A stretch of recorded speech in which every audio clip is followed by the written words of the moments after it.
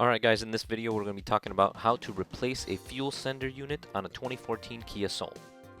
One day after just filling up our gas tank in our Kia Soul, our fuel gauge went from completely full to totally empty right away.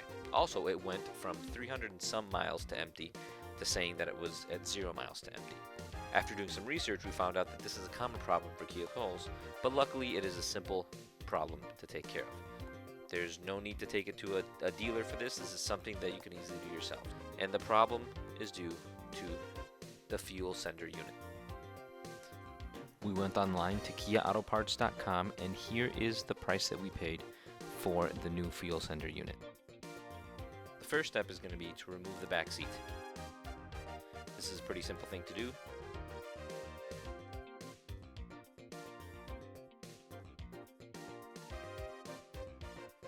Lift up, just lift up from the front and you'll see these two clips.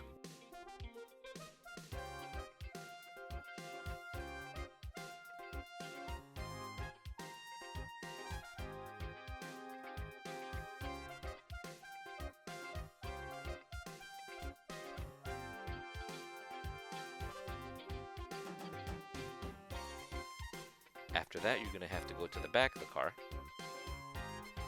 and remove this bolt. That is the last thing that's holding the seat in place.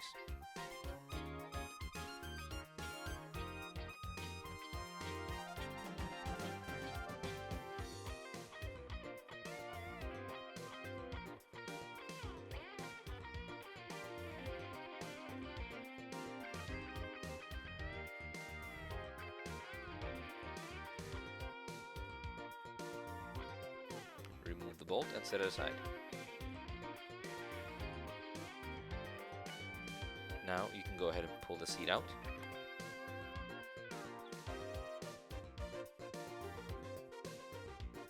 Ooh, found a penny.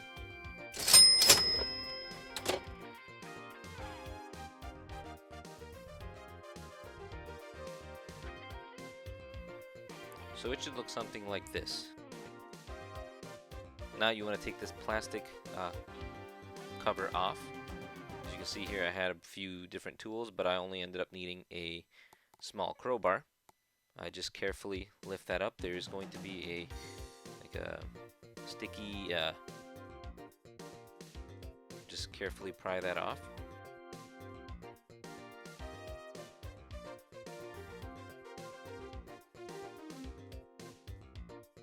Pull until the adhesive gives. In my case, I didn't need to replace this because it was still sticky enough to put it back when I was done. Once you get that off, you're going to have the access to the fuel pump. Now there's just going to be a few things that we're going to have to disconnect. A couple of lines here. We have, I believe, 4. Just take note of what you're disconnecting from where so that you know how to put it back.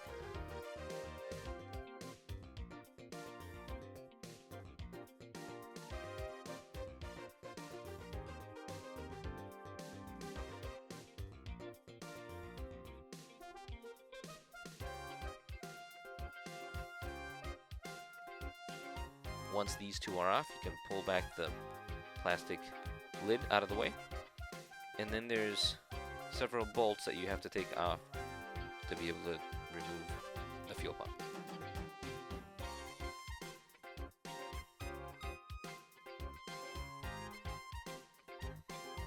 Then just take the bolts out of the ring that's holding the fuel pump in place.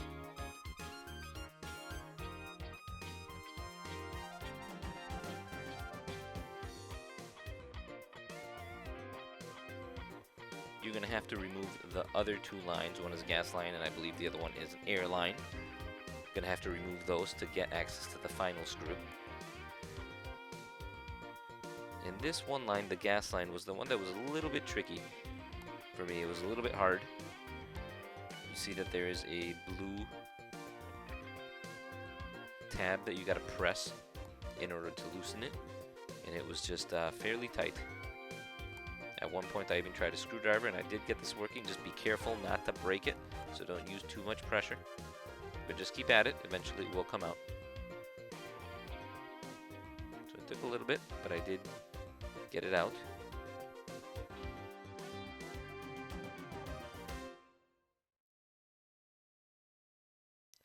Now when you take this one out, you may get some gasoline coming out of that line. So be careful, have a bucket or a towel handy.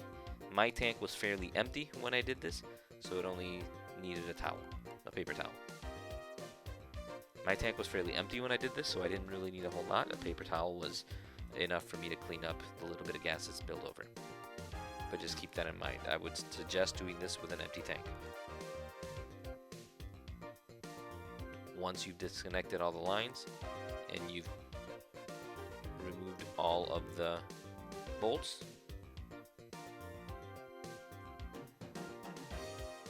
then you can go ahead and pull the fuel sensor out.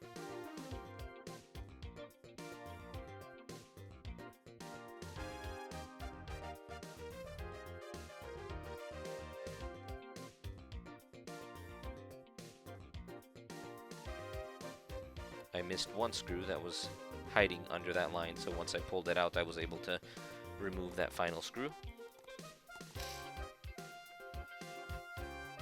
Drying up a little bit of the gas, and then I was able to pull out the ring.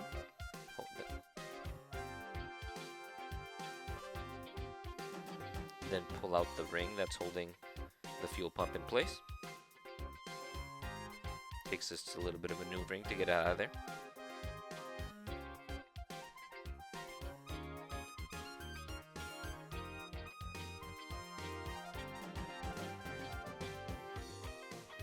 There we go. Got it.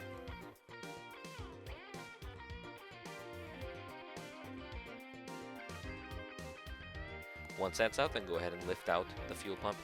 Now be careful, there is going to be gasoline in there.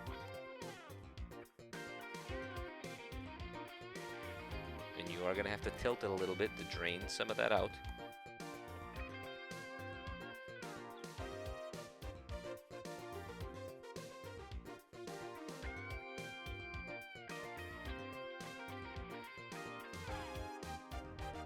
We just use an ice cream pail, put it in the ice cream pail. As you can see, there's my gas tank, pretty empty. And here is the fuel pump. Now this was the part that was malfunctioning.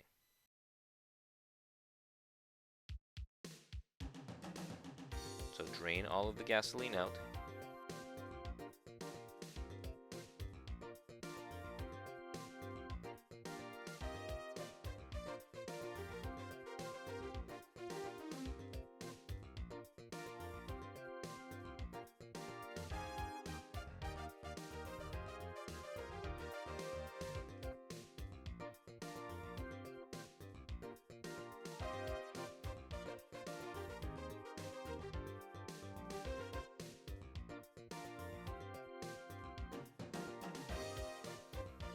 And now it's time to replace the sensor with our new one. As you can see, we have the new one here. And just pay attention to how you take the old one out so that you can put the new one in its place. There is a connection up on top, just a simple clip you just got to pull out.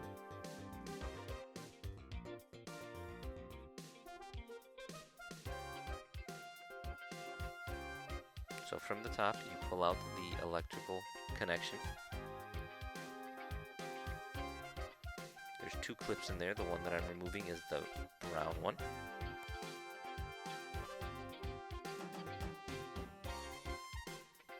Press on the clip and pull out the wires.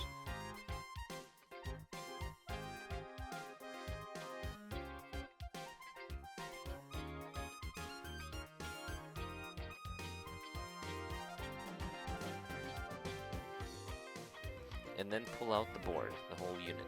As you can see here, it's attached by a clip on the very top.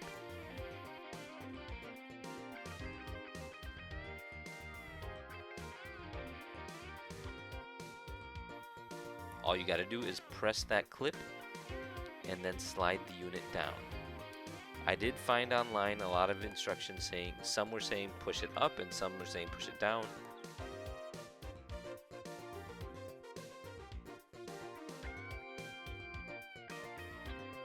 I was being very careful because I did not want to break it, but I found out in my case, you press the clip and you slide the whole unit down. Once it's out, then we're just going to do the same. We're going to do everything we just did in reverse. We're going to feed the wires into the clips to hold them in place.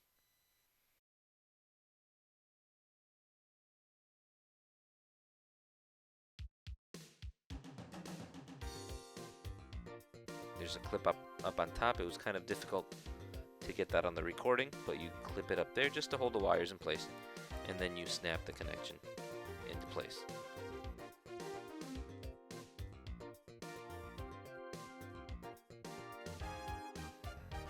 Once that's done, you just put the whole unit back and slide it up until it clicks into place.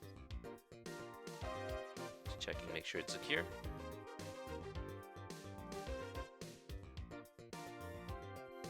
Make sure that all the wiring is back in its place where it should be. And we should be good to go.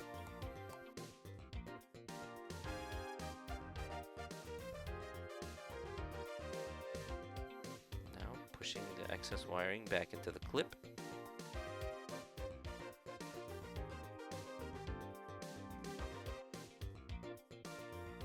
And we're done. Now it's time to put it back in this place. You're going to have to tilt this into place because of the float. At first I was going to put it with the float up, but no, you have to actually slide it down and tilt it into place. And now it's just a matter of putting things back the way they were. So make sure it's facing the same way.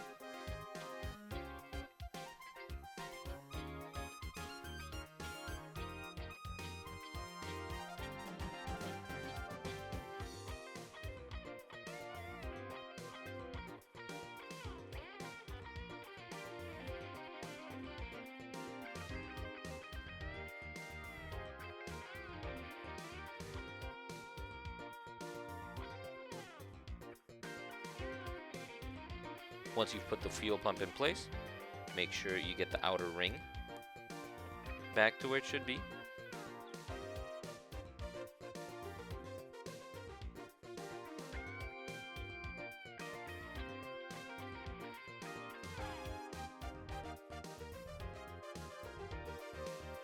Then secure it in place with the bolts.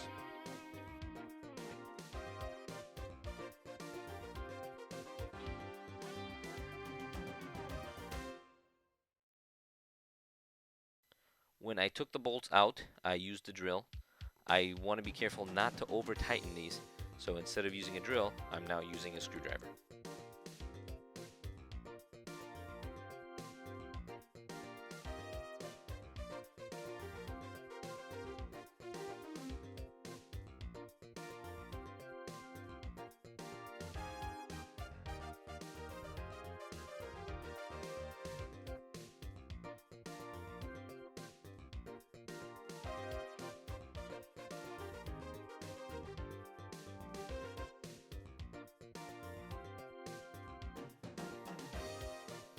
Now that it's secured in place, it's time to connect all of the lines again.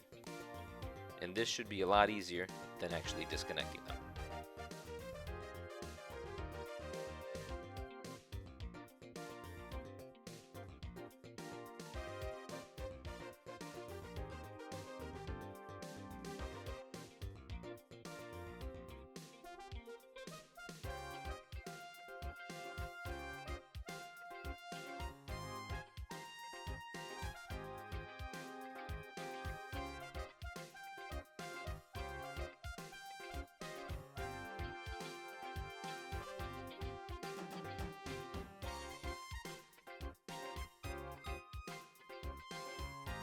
After hooking everything up, I just took a paper towel, tidy up a little bit before putting the cover back on.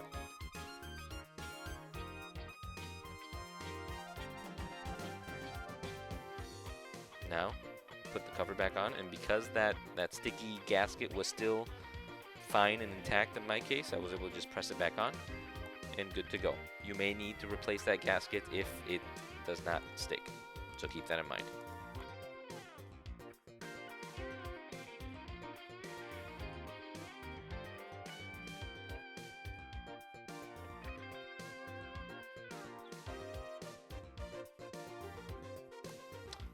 while we have the seat off, you might as well do a little vacuuming and tidying up around the car.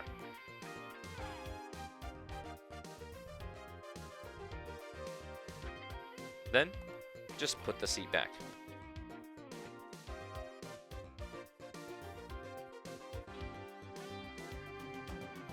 Now it's time to put the seat back together. Make sure that it falls into place and that they snap into the two front clips.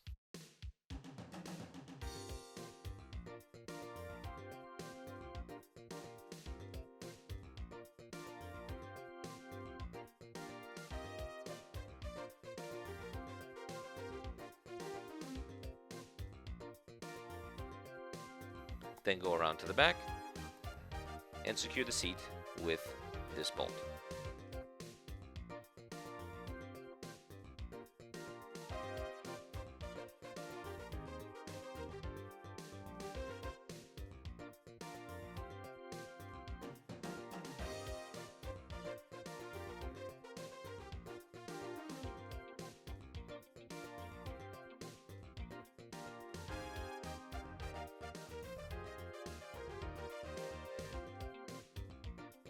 And that's it. You're done. Pretty simple fix, and saved quite a bit of money by doing this ourselves. I hope you found this helpful.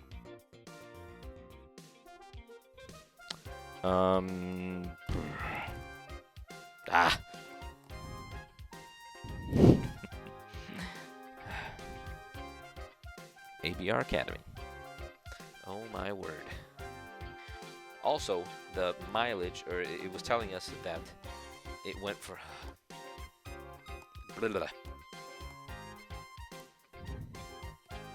ABR Academy Online. In this,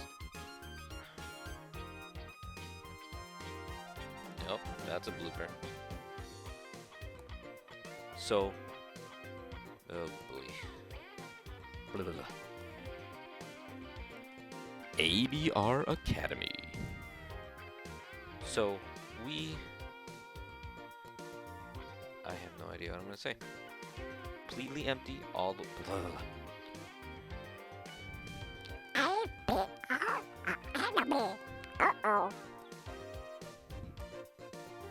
ABR Academy.